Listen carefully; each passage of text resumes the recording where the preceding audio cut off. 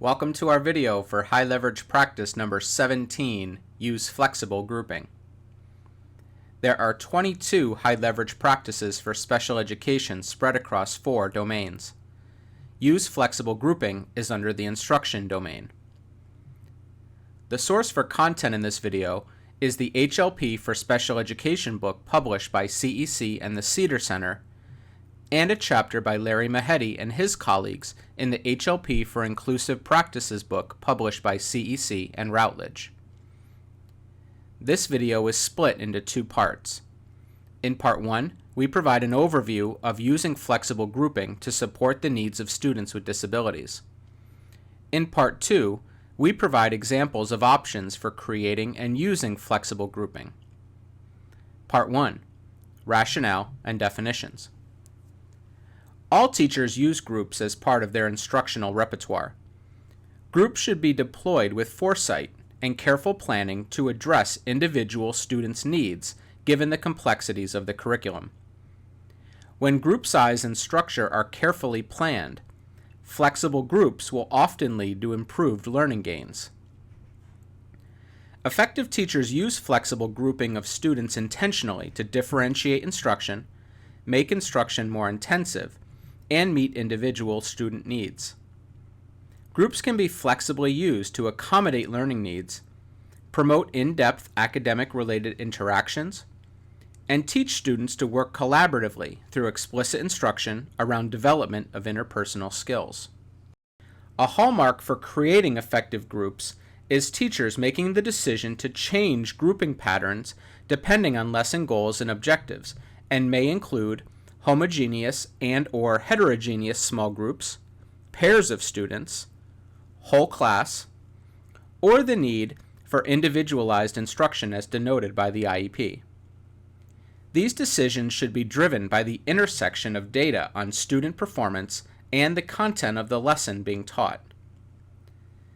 An important note about HLP 17 is the use of flexible groups is not a standalone practice.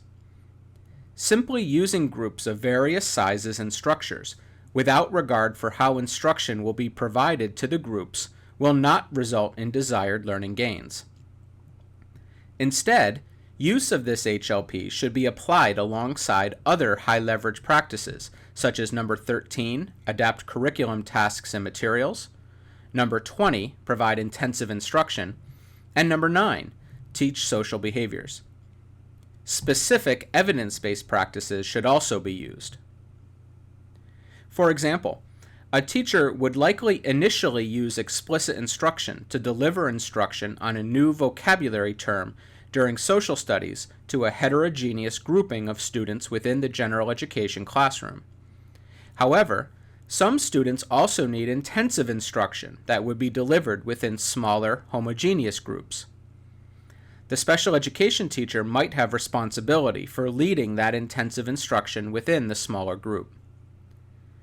Most evidence suggests that small groups should be highly structured and include specific goals and tasks, clear instructional directives and expectations, explicit strategies to maximize and equalize student opportunities to respond.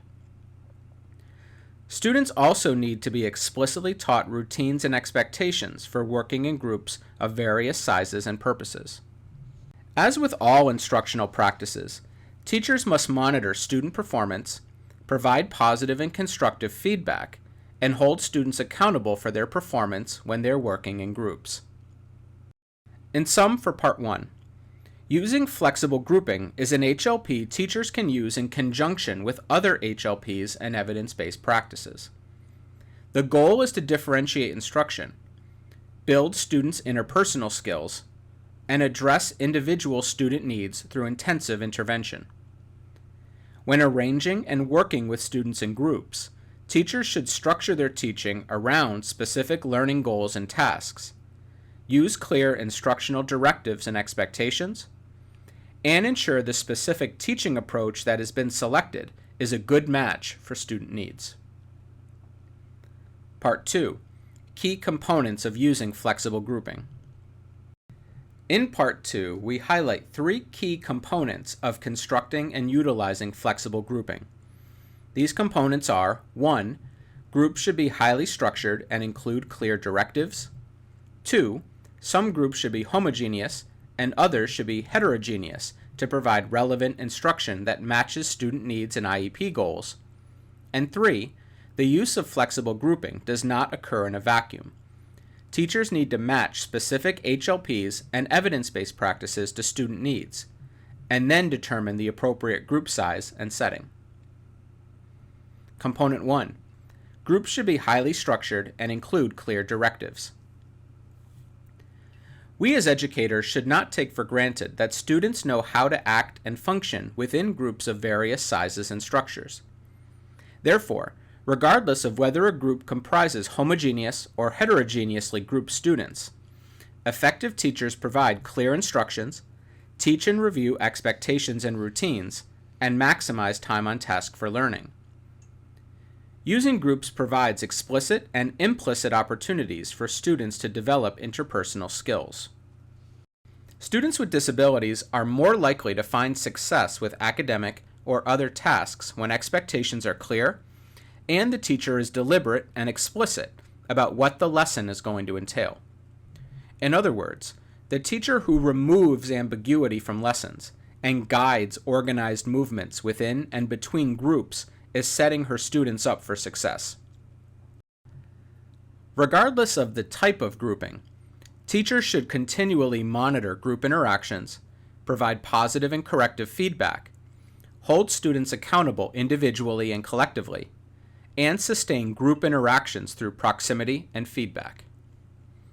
Finally, breaking students into groups without intentionality regarding how the group size and structure will lead to improved learning gains can lead to a false understanding that specially designed instruction is being provided.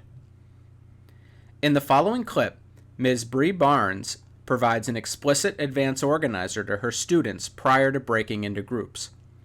She reviews expectations for each setting and ensures students understand what she wants them to do. In our small group today, we are going to be practicing these word problems using those questions. So for our stations, when you come to the teacher table, please bring a pencil. If you have independent, your job is your coach books. So any lesson that is not complete, you don't have a check, you are working on. Now, if you finish a lesson, I don't want you to come to the back table and say, I'm done.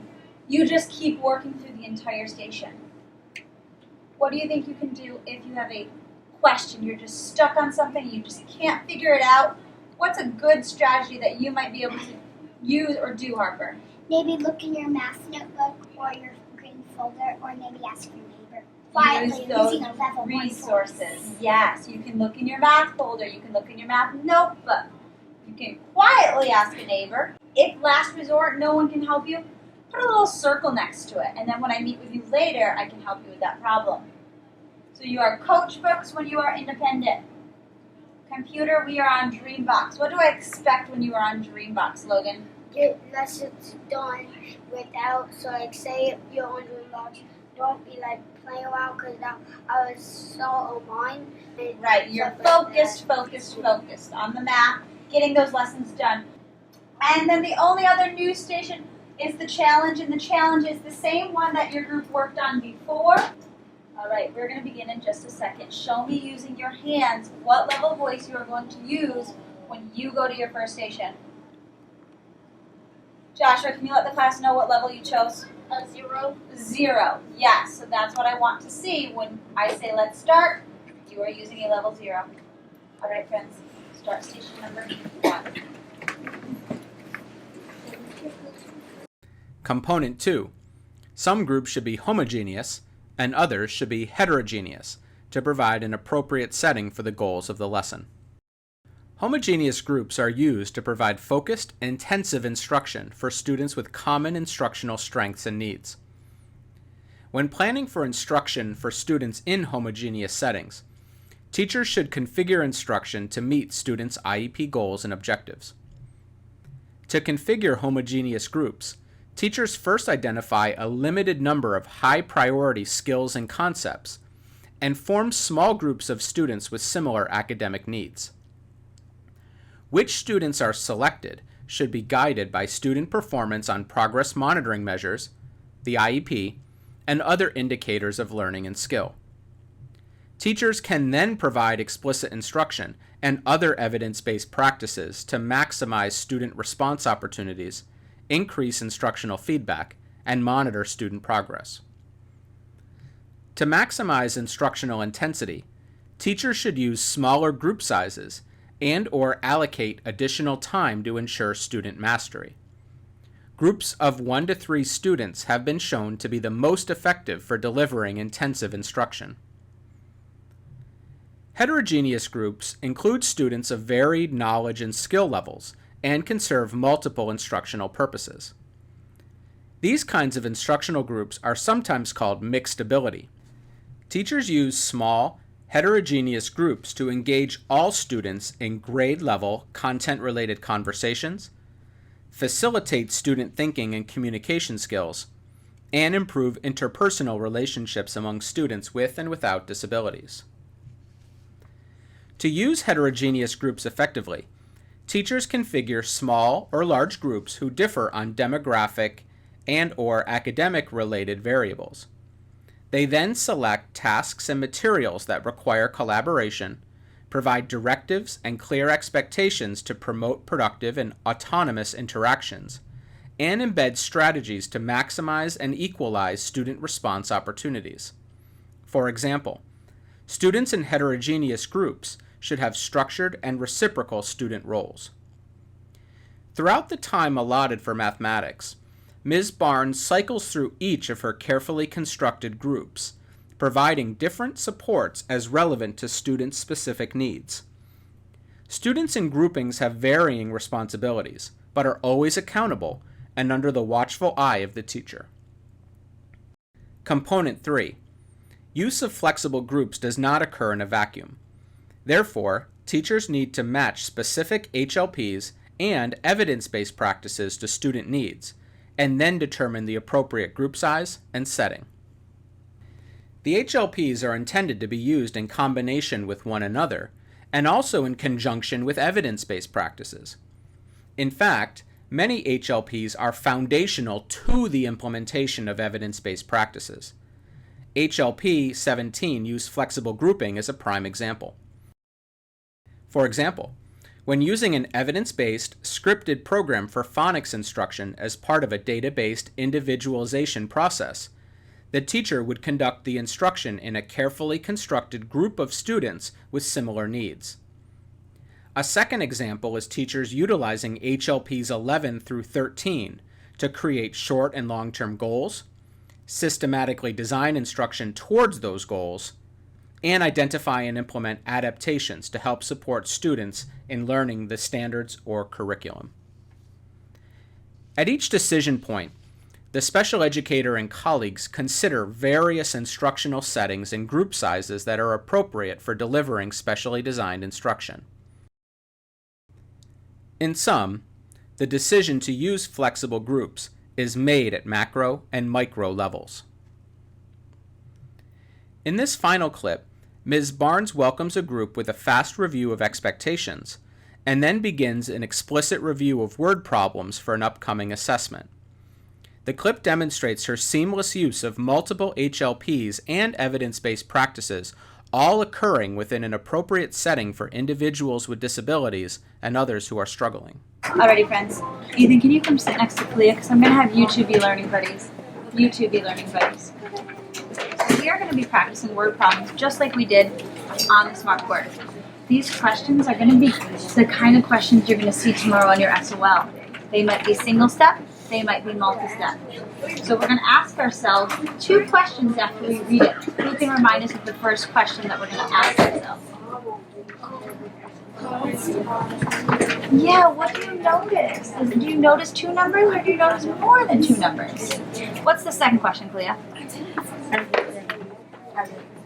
Are the 2 numbers the same thing? Are they the same thing? So I'm going to have you 2 just read the problem and then talk about those 2 questions. Don't do any work yet. Same with you 2. You're going to read the first problem and talk about it. In conclusion, teachers can use flexible grouping to differentiate instruction, build students' interpersonal skills, and address individual student needs through intensive instruction. Homogeneous grouping allows teachers to intensify instruction in targeted ways for students with similar academic needs. Heterogeneous grouping provides opportunities for students to collaborate and learn together while developing interpersonal skills.